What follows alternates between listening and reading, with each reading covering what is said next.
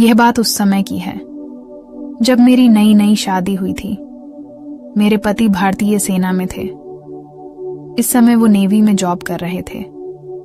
शादी के बाद जब मैं ससुराल गई तो सुहागरात भी नहीं हो पाई थी कि उनके पास कॉल आ गई थी उनके बॉस की। उन्होंने उन्हें फौरन वापस बुलाया भारत के पानी की जहाजों पर, और युद्ध के हालत बन गए थे। इसलिए मेरे पति फौरन ही मुझे छोड़कर बॉर्डर पर चले गए। वहीं पर उनकी पोस्टिंग थी। मैं तो वो भी नहीं पाई। मेरी सुहागरात अधूरी रह गई थी। फिर उन्होंने दूसरे दिन कॉल किया कि अब 3 महीने बाद ही आ पाएंगे। ये सुनकर मैं बहुत दुखी हुई थी, जिसके लिए मैं इस घर में आई थी। वो मुझसे बहुत दूर थे। मैं इसे अपनी किस्मत समझकर तन मन से सास ससुर की सेवा करने लगी। धीरे धीरे मेरे ससुर मुझे इधर उधर हाथ लगाने लगे। वो भी नेवी में थे और कैप्टन के पद पर रिटायर हुए थे। वो अब 60 साल से ज्यादा के हो चुके थे, पर उनकी फिटनेस कमाल की थी। वो बड़ी बड़ी मूंछें रखते थे। मैं उसका पूरा ख्याल रखती थी। मुझे ये बात पता थी कि उसकी नीयत मुझ पर काफी समय से है। वो मेरे पति के जाने के बाद मुझे चाहते हैं, पर फिर भी मैं उनकी सेवा करती थी। टाइम टाइम से चाय पानी दवाइयाँ खाना देती थी। घर में मैं पूरे ड्रेस वाला कपड़ा पहनती थी। एक दिन उन्होंने मेरा हाथ पकड़ लिया। मैं डर गई और मैं अपने ससुर जी से बहुत नाराज हो गई और मैं रोने भी लगी थी। मैंने नाराज होकर कहा, आपकी शिकायत मैं पति से करूंगी।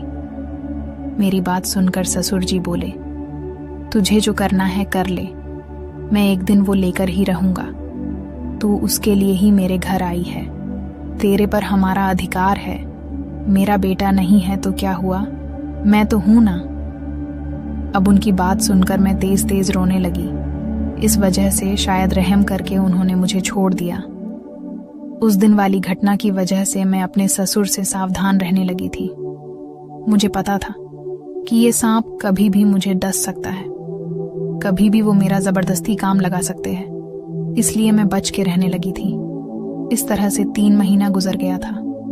मैं खुश थी कि अब मेरे पति घर आएंगे। मैं फोन पर पूछने लगी, आप कब आ रहे हैं? तो जयंत ने कहा कि अभी बॉर्डर पर काफी तनाव है, इसलिए किसी भी सिपाही को छुट्टी नहीं मिली है। अभी 2-3 महीने बाद ही आ पाऊंगा। ये सुनकर मैं बहुत दुखी हो गई थी। उधर मेरे ससुर जी बार बार मर रहे थे। एक दिन मेरी सास डॉक्टर के पास दवा लेने गई थी।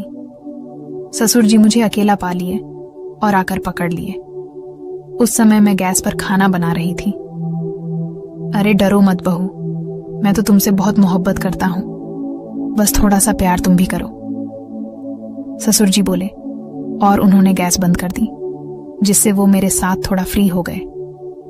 फिर ससुर जी मुझे सीधा अपने रूम में ले जाने लगे। मैंने चीख कर कहा कि छोड़िए मुझे, वरना मैं हल्ला मचाऊंगी। तू कुछ भी कर ले, पर आज तुझे वो देकर ही रहूंगा। वो कहने लगे। अब मैं खामोश हो गई, क्योंकि मुझे पता था कि इस समय कुछ नहीं हो सकता। फिर वो सबके ससुर जी चले गए और वॉशरूम में जाकर नहाने लगे। फिर उन्होंने पूरा 1 महीना तक मुझे परेशान नहीं किया। फिर एक बड़ी अच्छी से बनारसी साड़ी लाकर दी। फिर एक दिन मैं छत पर सफाई कर रही थी। इतने में बारिश होने लगी, जिस कारण मैं उसमें भीग गई। उसी समय ससुर जी भी किसी काम से छत पर आ गए थे। वो भी भीग गए थे। बारिश के कारण हम दोनों फिसल गए और ऊपर रूम में जबरदस्त बिजली और कबड्डी का मैच चला। ऐसा मैच मैंने आज तक नहीं खेला था, और आज के मैच के बाद ससुर जी को मैं मान गई कि वह सच में नेवी के कैप्टन थे और इस उम्र में भी इतनी लंबी पारी खेल सकते हैं। लगभग 1 घंटे के बाद हम नीचे आ गए और मैंने बहुत ही अच्छी सी चाय और पकौड़े बना कर दी। तो दोस्तों, आपको यह कहानी कैसी लगी? अपनी राय कमेंट बॉक्स में ज़रूर बताना, और ऐसे ही कहानियां देखने के लिए मेरे चैनल को सब्सक्राइब कीजिए। धन्यवाद।